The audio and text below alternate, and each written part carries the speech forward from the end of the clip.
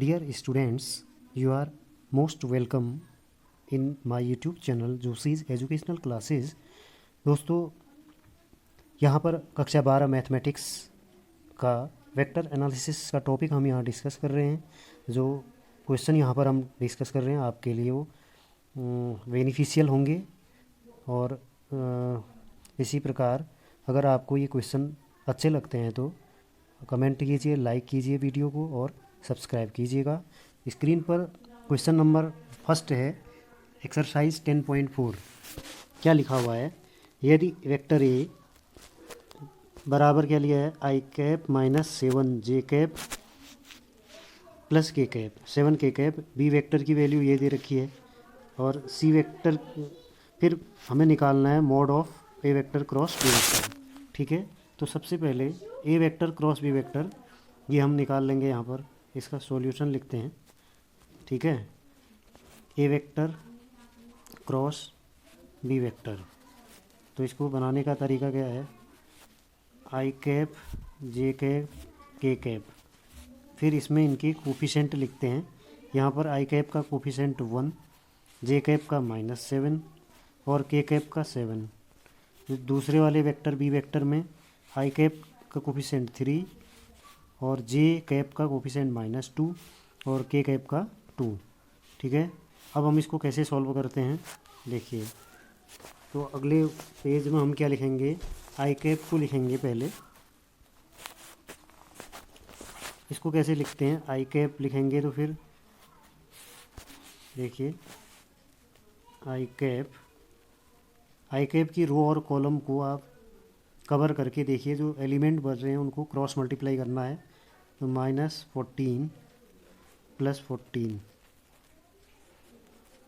Minus जे cap, यह आ जाएगा। जे cap को लेंगे तो 2 1 = 2 -7 3 = 21। ठीक है, प्लस के कैप को लेंगे तो क्या आ जाएगा, -2 1 = -2 प्लस 7 3 = 21। यहाँ से कितना आ जाएगा, ये तो कैंसिल आउट हो जाएंगे। यहाँ से आ जाएगा -19, तो 19 जे कैप प्लस 19 के कैप। ठीक है, किसकी वैल्यू है, मॉड ऑफ। अब हमें निकालना है ए वेक्टर क्रॉस बी वेक्टर।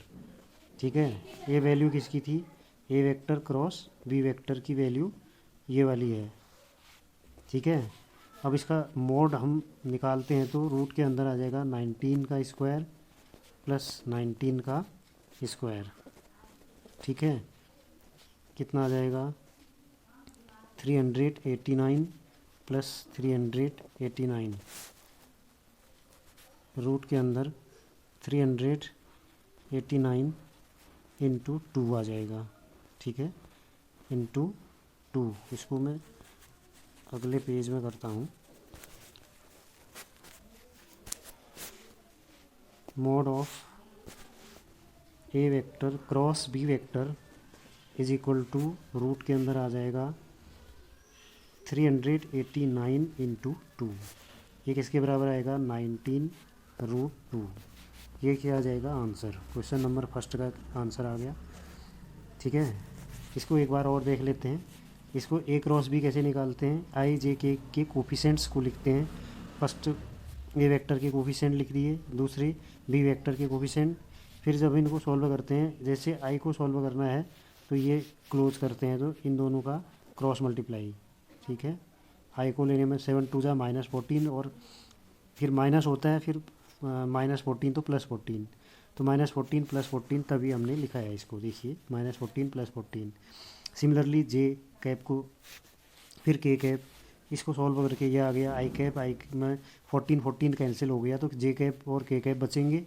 फिर इनका मोड निकालेंगे तो रूट के अंदर आ जाएगा 19 का स्क्वायर, जे के कोफिशेंट का स्क्वायर प्लस के कोफिशेंट का स्क्वायर।